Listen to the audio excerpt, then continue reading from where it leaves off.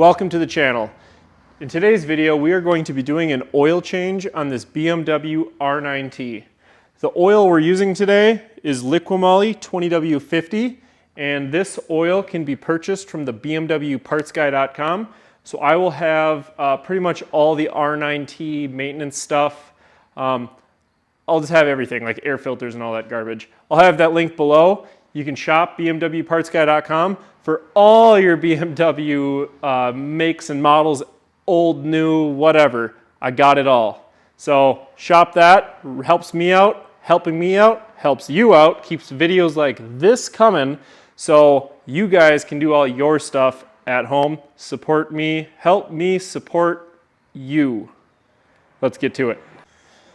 So looking under the engine here, you can see right there is a 8mm engine drain plug. So with an 8mm Allen, guess what? We're going to loosen that. So now moving on over to the left side of the bike, we're going to go and loosen up the oil filter. The oil filter is kind of on the opposite side of the drain plug. So position the pan under that, loosen this up. We'll remove our oil filter and then just kind of set that aside. We can now spin a new BMW oil filter on, and like I mentioned before, all these parts can be purchased from the BMWpartsguy.com. And you don't need to crank these oil filters down too tight. I just get it so it seats and then do a quarter turn pass snug. So now we can get our drain pan out of the way. You can let that drain as long as you want, but I promise you those last couple drips don't make that big of a difference. So with a new crush washer, we can go ahead and reinstall our drain plug. And again, torque isn't absolutely critical on this, but you just seat it and then just kind of give it a little snug, just enough to crush that washer and make it seal.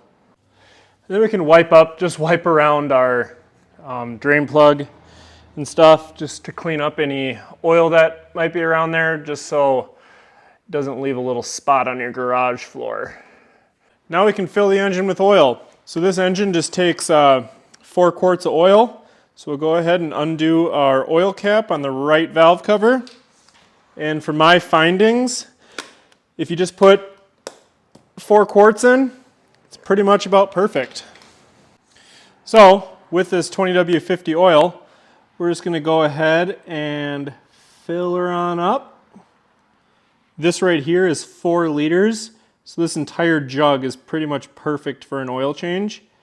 But we're going to go around to the other side and look at the sight glass, because as I put oil in, it's going to rise up on the sight glass, and we want to get the oil level right about on the top end of that sight glass.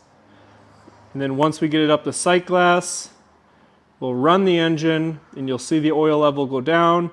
And then once it's been warmed up to operating temperature and cooled down to room temperature, it should settle out to right in the middle of that sight glass, and that's right where we want it.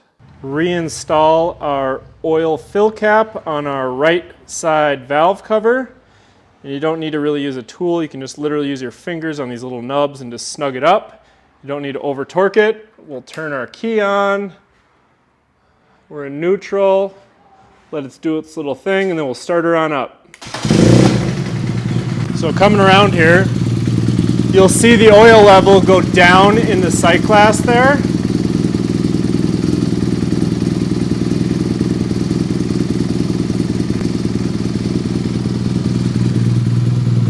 So now what we're going to do is just run the bike all the way up to operating temperature, and then when the engine comes down from operating temperature, we're just going to shut it off, let it cool down, and then check our oil level in the sight glass.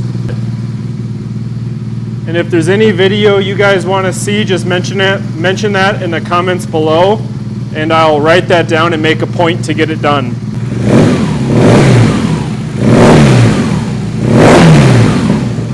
So we've ran our bike all the way up to operating temperature, and we're just letting it kind of cool down and sit. And you can see that our oil level is kind of right towards the top of that sight glass with a little air gap around that red ring. And that's kind of right where we want it, just anywhere within that red ring. And like I said, that 1 jug of oil is perfect, and I'll have that all linked below. So thank you very much for watching, and as always, have a safe ride.